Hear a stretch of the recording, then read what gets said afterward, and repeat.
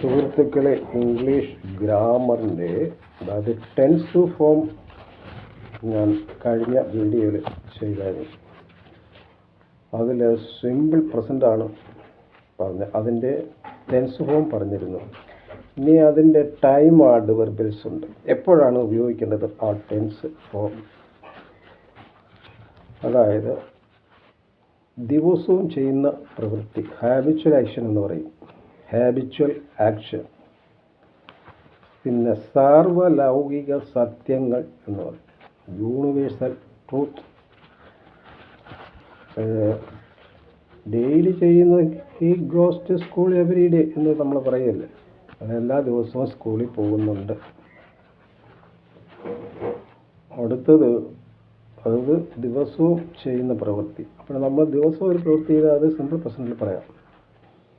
അടുത്ത universal truth എന്ന് പറയുന്നത് നമ്മൾ പറയല്ലേ, സൂര്യൻ കിഴക്കുദിക്കുന്നു, the sun rises in the east and sets in the west. പടിഞ്ഞാറ് സൂര്യൻ ഉദിക്കുന്നു,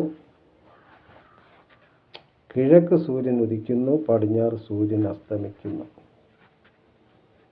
എന്ന് പറയും. ഇതാണ് സാർവലൗകിക സത്യം എന്ന് പറയുന്നത്. ഇനി സ്ഥിരമായിട്ടൊന്ന് സ്ഥാപിച്ചിരുന്നാൽ അതും സിമ്പിൾ പ്രസൻറ്റിലേക്ക്. ഉദാഹരണം നമ്മൾ പറയാം, London stands on the Thames river Thames.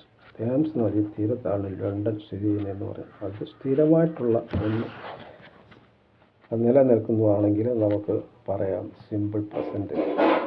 പിന്നെ എല്ലാ ദിവസവും എവരി ചേർത്ത് പറയണം. ഈ എല്ലാ ദിവസവും, എല്ലാ ആഴ്ചയിലും, എല്ലാ മാസവും, എല്ലാ വർഷവും, എല്ലാ ഓണത്തിനും, അങ്ങനെ സീസണും പറയാം. എവരി ചേർത്ത് എല്ലാ സീസണും പറയാം. ഇതെല്ലാം ഉപയോഗിക്കേണ്ടത് സിമ്പിൾ പ്രസൻറ്റിലാണ്. ഇതാണ് ടൈം അഡ്വർബിയൽസ് എന്ന് പറഞ്ഞു. അഡ്വർബൽ എന്ന് പറഞ്ഞാൽ അറിയാലോ, അഡ്വർബൽ എന്ന് പറഞ്ഞ ക്രിയാവിശേഷണമാണ്.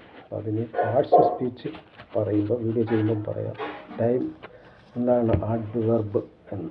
ഓക്കെ, എല്ലാവർക്കും മനസ്സിലാകുന്ന ആവശ്യമുള്ളത് ഇങ്ങനെയുള്ള എൻ്റെ വീഡിയോ കാണുക. അത് സബ്സ്ക്രൈബ് ചെയ്യാനും മറക്കരുത്. ഓക്കെ, ഇനിയും അടുത്ത വീഡിയോ ചെയ്യുന്നത് പ്രസൻറ്റ് കണ്ടിന്യൂസ് ആയിരിക്കും. ഓക്കെ.